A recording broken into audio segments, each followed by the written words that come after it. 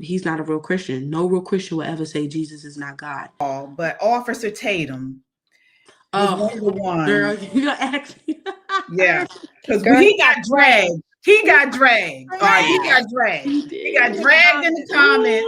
He got dragged on his Instagram because he did it multiple times. He did it before you were pardoned, and then he did it after you were pardoned. And I'm thinking, is this man in love with Bevelyn? Something's going on here. He getting KJ, he getting thrashed in our comments. Everybody talking about, I stopped subscribing to him. Yeah. I stopped subscribing. So what I want to talk about that, and I'd like for you to respond, and not if you don't want to do directly to him, but how do you respond to people that say this? Because he was saying, let me give you a backstory. Let me give you a backstory so people can understand why he's doing what he's doing. This is the thing about Bev. Either you really love me or you really hate me. I keep it a buck. I promise you I don't have a fake bone in my body. Now, am I polite? Am I patient? Yes. But fake? No. Once upon a time, he had put up a video talking about how Jesus wasn't God. Oh. I don't know what he was doing. He was kind of on a rant. And then I had called him out on it publicly when I had Instagram. And I was like, he's not a real Christian. No real Christian will ever say Jesus is not God. So Mark chapter 1, John the Baptist makes straight the path for who?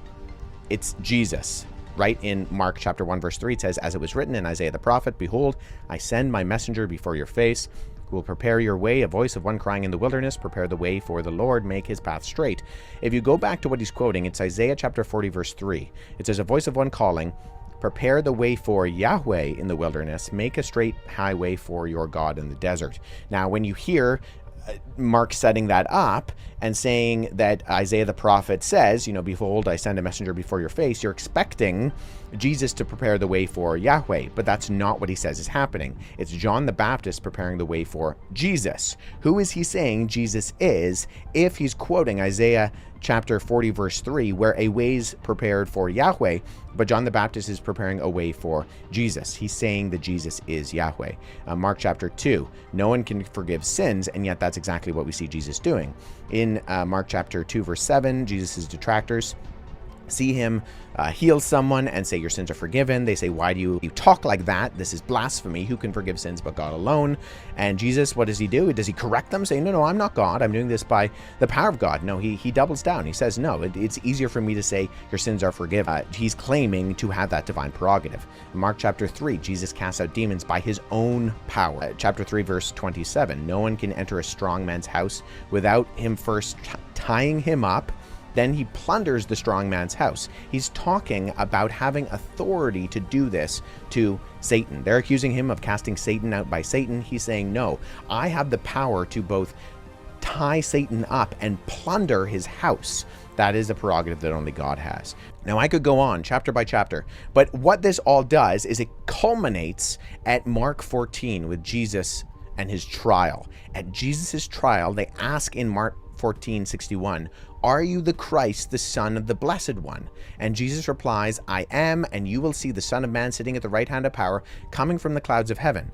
He's quoting Daniel chapter 7, verses 13 to 14, where it says, the divine Son of Man who rides on the clouds of heaven and is given dominion, glory, and kingship over all the nations. And it says that this reign of the Son of Man will last for an everlasting period of time. It will never pass away.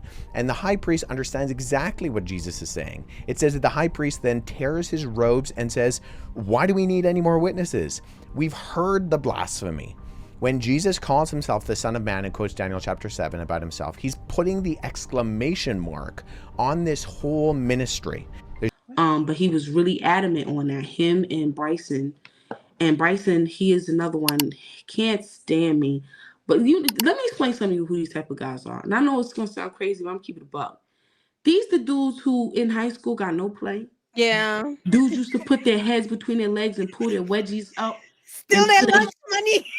Take their lunch money. These dudes used to get, I'm talking about, these was the kids that got no love. They got guilt in the back of their head. Right. Remember when we used to give what happened was, because they was conservative, it got hot for a little bit because of Trump. Right. They got a little popular and it went to their head. But they not cut from what I'm cut from. Nah. And they're not built the way I'm built.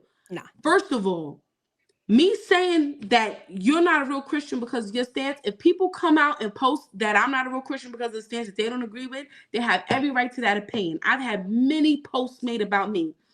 But at the end of the day, if I know where I stand, nothing else matters. Yep. But for me to be so under your skin that you would want me to be away from my daughter and my husband for 3.5 years because you don't like me, it's because I kept it above.